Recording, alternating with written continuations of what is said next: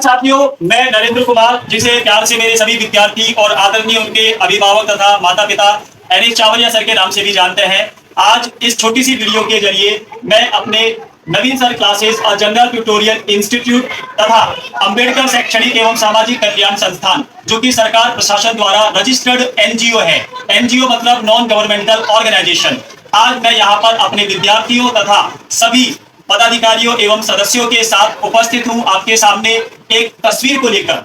आज इस तस्वीर को हम रिवील करते हैं और इस तस्वीर को रिवील करने के दौरान मैं आपको बताऊंगा आज के इस विशेष दिन के बारे में। निवेदन करता हूं यहाँ पर अंबेडकर शैक्षणिक एवं सामाजिक कल्याण संस्थान के उपाध्यक्ष आदरणीय आकांक्षा जावा जी और नवीन सर क्लासेस और जनरल ट्यूटोरियल इंस्टीट्यूट के रेगुलर मॉनिटर मुस्कान गुजराती, और साथ में है अंबेडकर शैक्षणिक एवं सामाजिक कल्याण संस्थान के कोषाध्यक्ष आदरणीय गणेश सर जी, और सामने हमारे यहाँ पर जो बैठे हुए हैं ये सभी विद्यार्थी और साथ में संस्थान के सम्मानित सदस्य एवं पदाधिकारी हैं।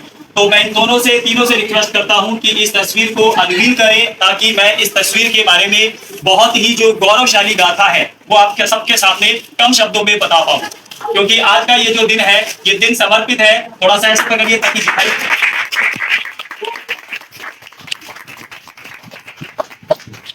तो ये तस्वीर आपने देखी, बहुत ही प्रसिद्ध, विश्व प्रसिद्ध चेहरा है, जिन्हें मैं अपने शब्दों से बयान करूंगा तो मैं खुद अपने आप को बहुत ही ज्यादा गौरवशाली और बड़ा महसूस करूंगा, क्योंकि ये महामानव महाभूति है जिनका नाम है आदरणीय एपीजे अब्दुल कलाम साहब।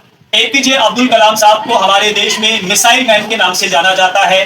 15 अक्टूबर 1931 को भारत के ही तमिलनाडु राज्य के रामेश्वरम क्षेत्र में इनका जन्म हुआ था, और बचपन से ही शिक्षा के प्रति इनकी अपार श्रद्धा थी और जागरूकता इतनी थी कि बचपन में ही इन्होंने उड़ते हुए पक्षी को देखा और यह डिसाइड कर लिया कि मैं जानकर रहूंगा कि ये पक्षी कैसे उड़ता है। और इसी जिज्ञासा ने, इसी ललक ने, इसी लगन ने इनको एक देश का महान वैज्ञानिक बना दिया कि आज हम इनको मिसाइल मैन के नाम से जानते हैं। अब्दुल कलाम साहब जो है हमारे देश के रक्षा मंत्री भी रह चुके हैं, और अब्दुल कलाम साहब हमारे देश के भूतपूर्व राष्ट्रपति भी रह सके हैं। और इसके अलावा जिस तरह से हम हमारे देश के उन सभी महामानवों का सम्मान करते हैं जिन्होंने भारत रत्न प्राप्त किया है, उसी लिस्ट में आदरणीय अब्दुल कलाम साहब का नाम भी आता है, जिन्होंने भारत रत्न भी प्राप्त किया था। इसके अलावा पद्म भूषण, पद्म विभूषण और वीर सावरकर पुरस्कार के साथ अन्य कई ऐसे पुरस्कार हैं जो अब्दुल कलाम साहब को प्राप्त हो चुके हैं।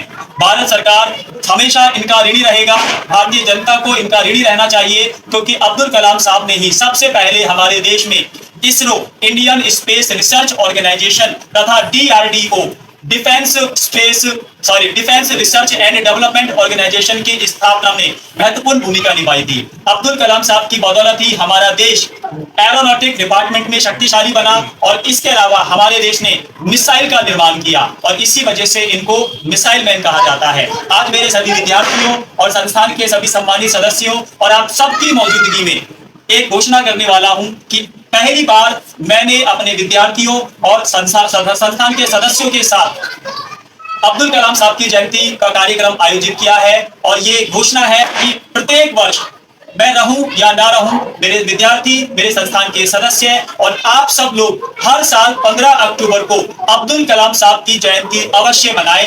मैं इस जयंती को एक अलग नाम देता हूं, मिसाइल मैन जयंती।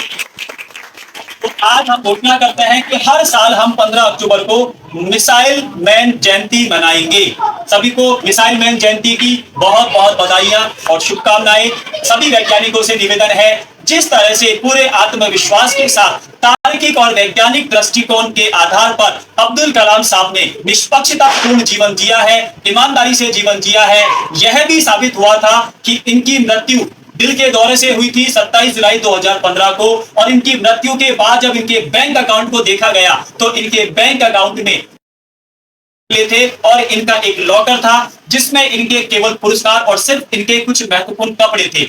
ऐसे थे अब्दुल कलाम साहब, जिनकी बदौलत आज हम लोग विज्ञान के दम पर हमारे देश का नाम देश और विदेश में पूरा कर रहे हैं। आप सभी विद्यार्थियों से उम्मीद करता हूं कि तार्किक और वैज्ञानिक दृष्टिकोण को अपनाकर संवैधानिक हक अधिकारों के साथ अपने जीवन को आगे बढ़ाएं, अपने परिवार, समाज, देश और विदेश में अपना नाम रोशन करें, मानव कल्याण के लिए काम आए। धन्यवाद।